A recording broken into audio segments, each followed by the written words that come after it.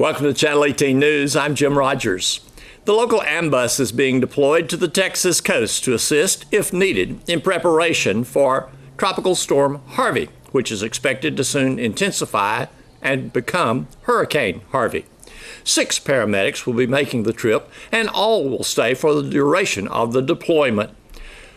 Doug Haston with Channel 18 News spoke with Jeff Sanderson, shift captain for Hawkins County EMS. We're leaving at 11 o'clock, headed to San Antonio for staging for Hurricane, or soon-to-be Hurricane Harvey.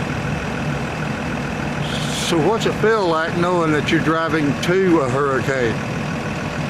This will be about my 4th deployment, so it's not that big of a deal. I know it's a lot of hurry up and wait once we get down there, kind of see where they're going to need us. So, but it's kind of exciting now that we have the bus to know that now that we've got it, we're able to actually use it and for its intended purpose, which is disaster or moving lots and lots of people.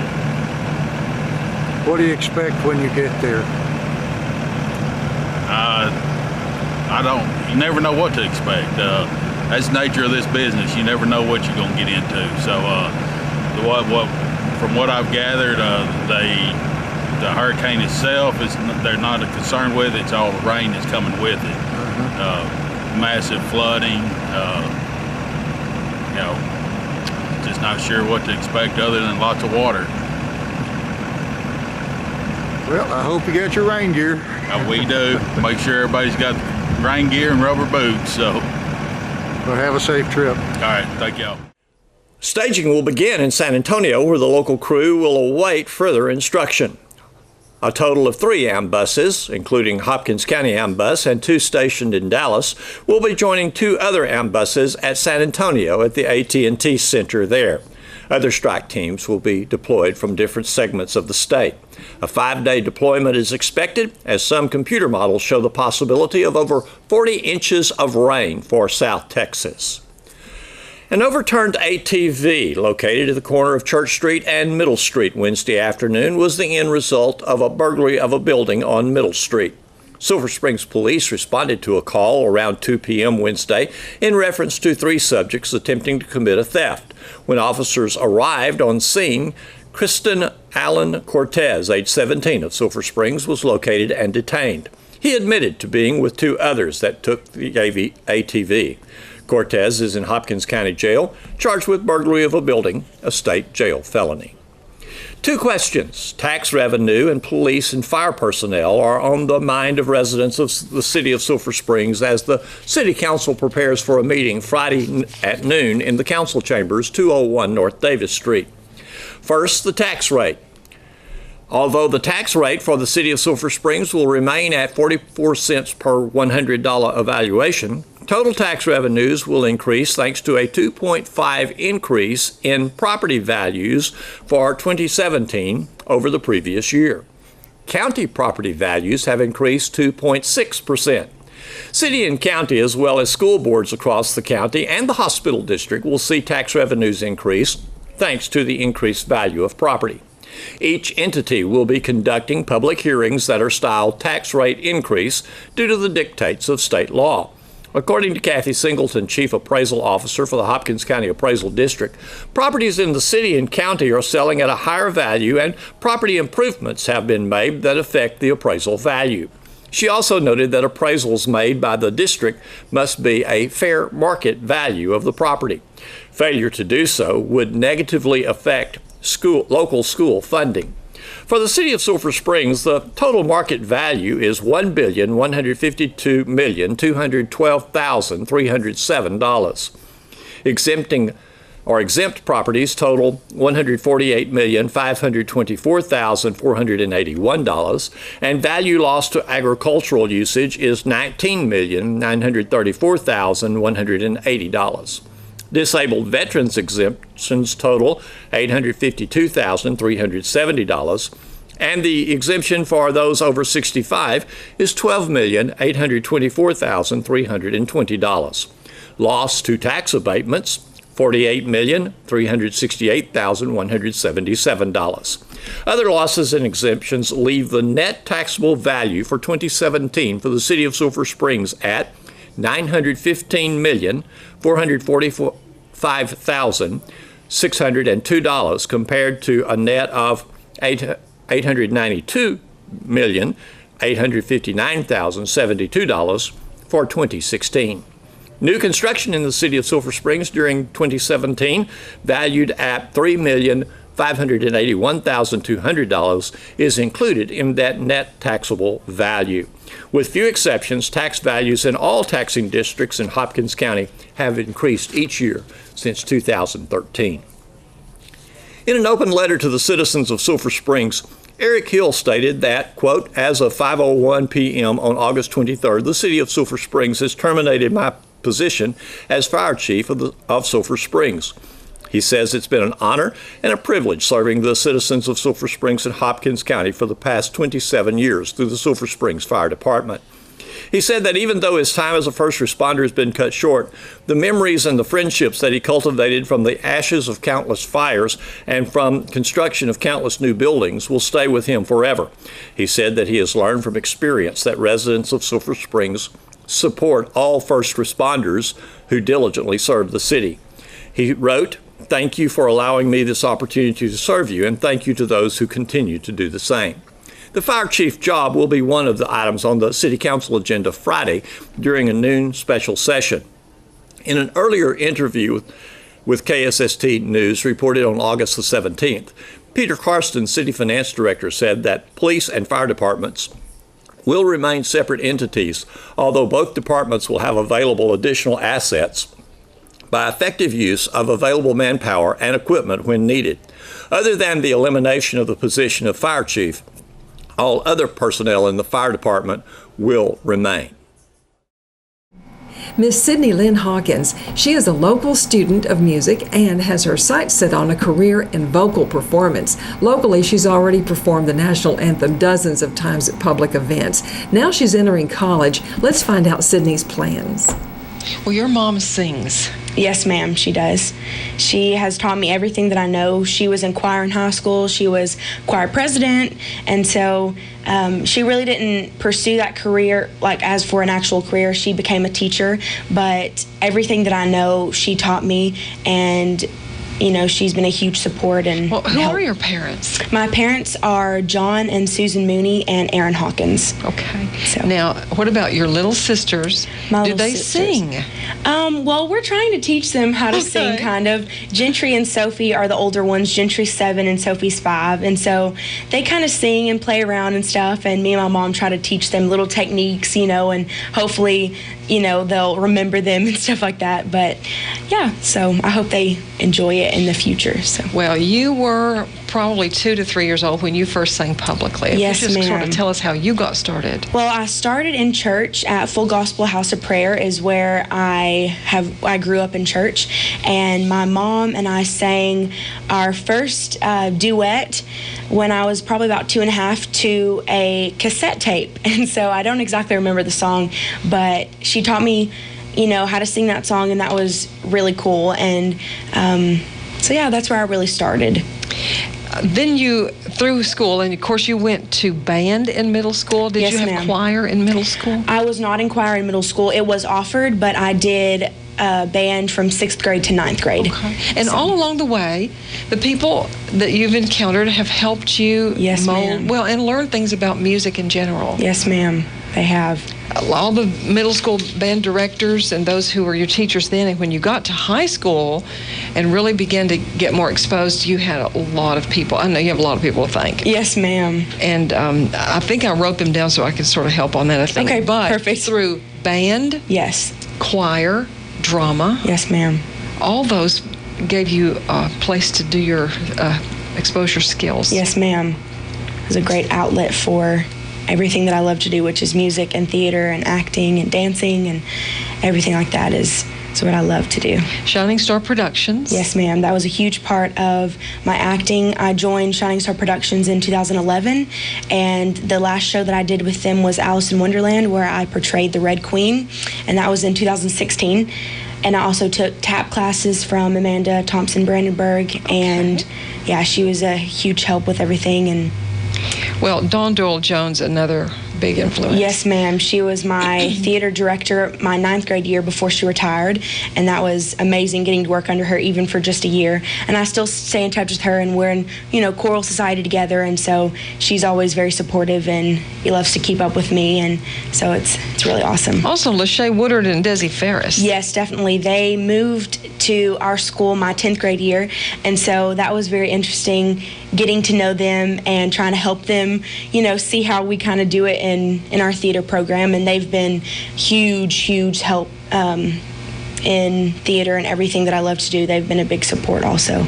There's I think, a hugely talented singer, Monica Lancaster, who tutored you some? Yes, ma'am. She gave me private vocal lessons when I was getting ready for solo and ensemble this past year, my senior year, and so she's helped with Beth Cole and stuff like that in my choir journey. So. Okay.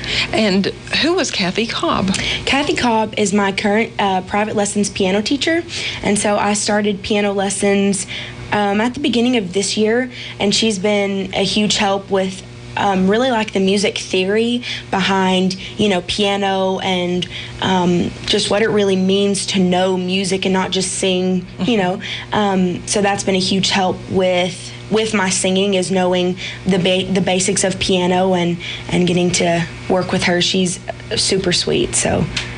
Well, we have to talk about Carol Allen. Oh, of course. Carol Allen is a hoot. She is. Yes, she is.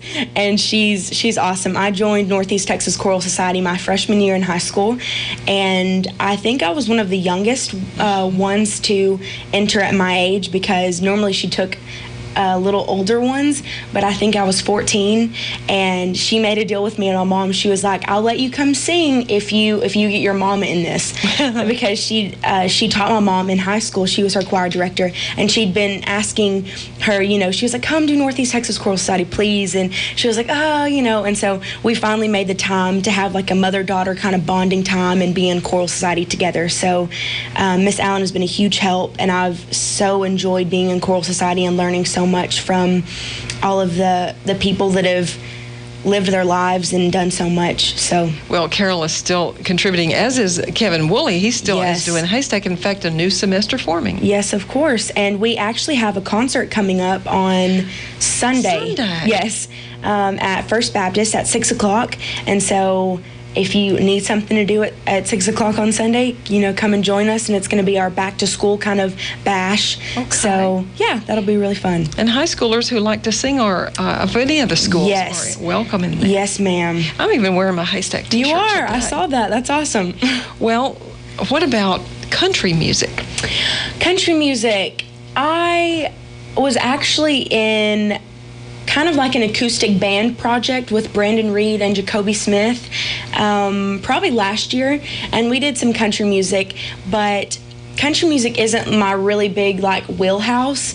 I like to do more jazz and blues and pop and stuff like that. And so Aretha Franklin and Etta James and those soulful singers I really enjoy, because I feel like I have a pretty soulful voice, and so I'm not too country when it comes to singing. I could sing country, but as long as you can. Right. And you can. Roger Reed had a little part in that too, didn't he? Yes, he did. I have had a chance to sing at the Riley Springs Jamboree several times, and my first appearance was, I think, my sophomore year of high school, 2014 or 2015, and he really helped me and got me in to where I was playing with or singing with a live band. And so he kind of tutored me and showed me the ropes, and he's been a really big help and so supportive. And that's another aspect of performance. Yes. All the folks in the band, middle school and high school, you named them all, I think, all are contributing factors, and that's another aspect too of performance. Ma'am. Then at church now, you're involved at church. Yes, ma'am. I am a vocalist for the Shannon Oakes Praise Band, both on Wednesdays and Sunday mornings. And Jonathan McGraw has been a huge support. He is our leader when it comes to the band. And so he's so supportive, and he gives such good direction, and he's really awesome. So let's talk about Idol. Okay. It was in Gilmer? Yes, ma'am. The first part of American Idol was, I had to submit an audition video to the East Texas Music Idol Facebook page. And so that was the first part of it, and there was like hundreds of submissions. And so I was just kind of like, okay, I'll do this, and if nothing happens, it'll be awesome. People will get to see my video anyway, and I'll just get to, I'll just try it out. And so I was actually selected. There were 43 people selected, and I was selected in the top 20 by the judges. And so I had a chance to go to the second part of the audition, which was in Gilmer, Texas on August 10th, which was a Thursday night. And so I sang At Last, and I was not selected as one of the top 3 that moved on and had a chance to have a private audition in Dallas, but I was able to they rewarded us, the other 40 people that didn't make it, they rewarded us a front-of-the-line pass to the open call auditions in Shreveport on September the 4th, and so that's Labor Day. And so I'll get to go there once I get more information and get to have a chance to audition again. And so, Great. Yes, ma'am. And you just might be in front of that panel of judges. Yes, ma'am. Oh, I'm so looking forward to that. Well, you also, in the midst of all this, and I want to ask you if you see music as a viable career. I know you have, it may be your backup plan or it may be your first front plan, but anyway, a medical career. Are you studying there? Medical? No, well, maybe I'm off on that. Okay. Junior college. Yes, ma'am. I'm just taking my basics right now, and I was actually supposed to go to Tyler Junior College this fall to major in music, and so I'm just gonna stay here for a little bit. I'm so sorry. And find a job and stuff like that, and Okay. just work on more of my basics, and then hopefully pursue music in So the music future. all the way. Yes, ma'am. Music and theater. I was having a hard time picking if I wanted to do music or theater or musical theater, but as of right now, I think just music. And I almost cast you as a nurse. Oh. I don't know where I got that. No, you're okay. Where do you want to fit in? Where do you see yourself or dream of yourself fitting into the big scope of music as a career? Well, I'm not exactly sure, because I don't know necessarily if I want to be like famous or anything like that, but I think just performing and being on a stage anywhere, maybe, I've thought about going to Branson and performing. I've thought about working on a cruise ship. I've thought about, working at Disney. I don't know. There's a ton of possibilities out there for someone who sings and acts and stuff like that. And so I'd love to be able to do both, but I don't know.